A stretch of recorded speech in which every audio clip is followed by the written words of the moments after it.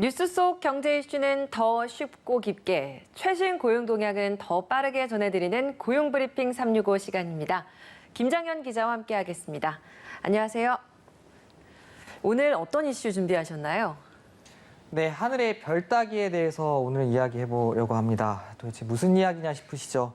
네, 요즘 심야 시간대에 택시 잡기의 어려움을 표현하는 말로 이 말만큼 적절한 게 있나 싶습니다. 맞아요. 네, 코로나19로 인한 영업 규제가 풀린 이후 늦은 밤까지 모임을 가진 뒤 택시를 타려는 승객은 급증했지만 정작 영업 중인 택시는 부족해 그야말로 택시 대란이 벌어지고 있습니다. 택시 수요에도 택시 공급이 이루어지지 않는 이유 왜일까요? 오늘 이슈픽에서 짚어봅니다.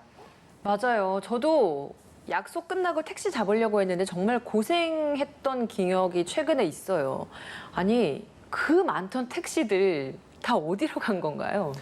네, 그 택시 호출량을 보면은 네. 그 거리두기 해제 이후 2020년 대비 무려 312%나 폭증했다고 합니다. 와. 하지만 택시 기사는 그보다 더 줄어들었습니다. 네. 그중에서도 법인 택시 기사는 2년 반도 안 되는 기간에 3만 명 가까이 급감했는데요. 가뜩이나 취약한 근무 여건에 코로나19로 승객마저 줄면서 배달업 등으로 일자리를 많이 옮긴 것으로 추정됩니다.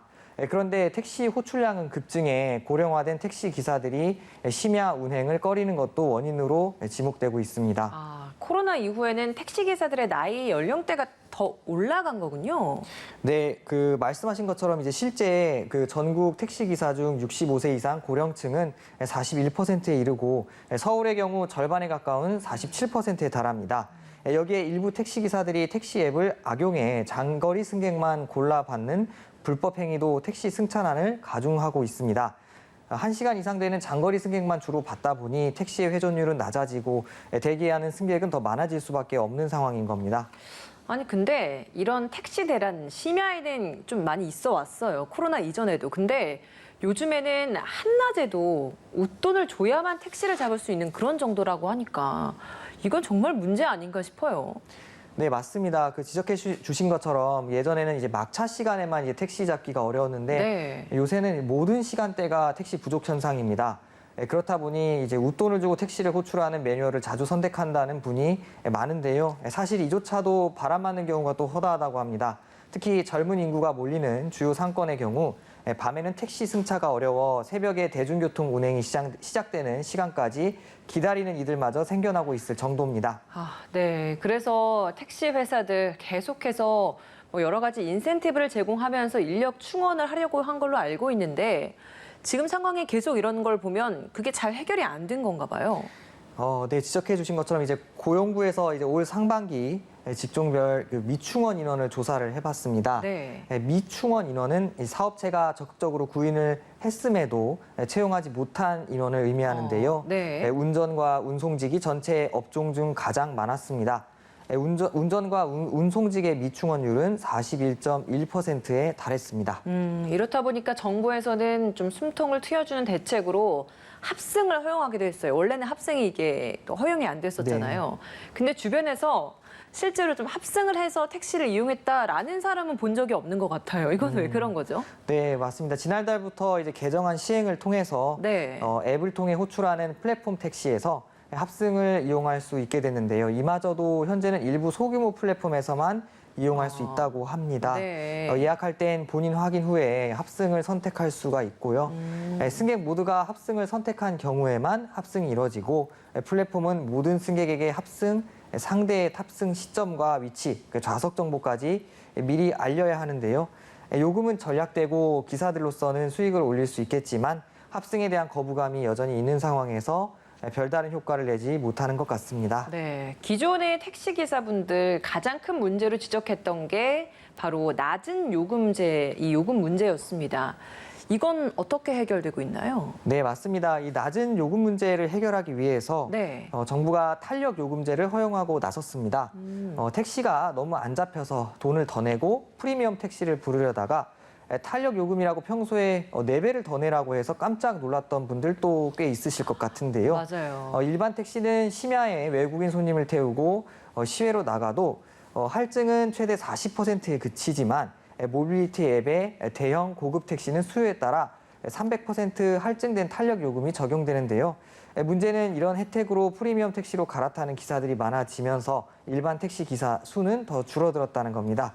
오히려 시민들의 부담만 더 커진 셈이 됐습니다. 그러게요. 시민들 주머니 부담만 더 키우고 이마저도 참 수월하지 않은 그런 상황인데요. 기존의 택시 기사들이 요구하던 처우 개선은 좀 개선이 됐습니까?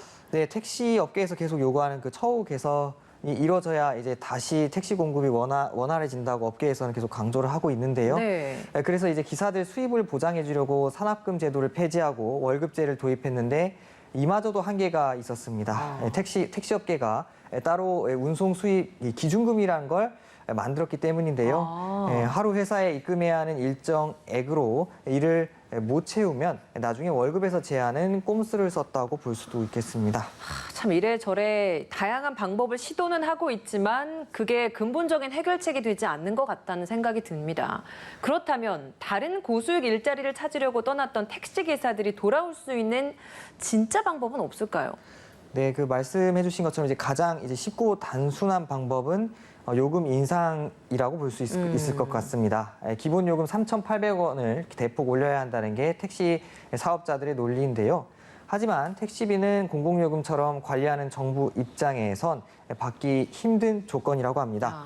그리고 앞서 현재 대형 고급 택시에만 도입된 탄력 요금제를 일반 택시까지 확대해야 새로운 택시 기사를 유입되는 효과를 기대할 수 있다는데요. 하지만 요즘 물가가 워낙 높다 보니 정부와 지자체 모두 부담스럽습니다. 그래서 요즘 법인 택시 리스제가 해결책으로 주목을 받고 있다고 합니다. 법인 택시 리스제요? 이게 어떤 제도죠? 네, 그 서울시가 그 택시 리스제를 해결책으로 검토 중인데요.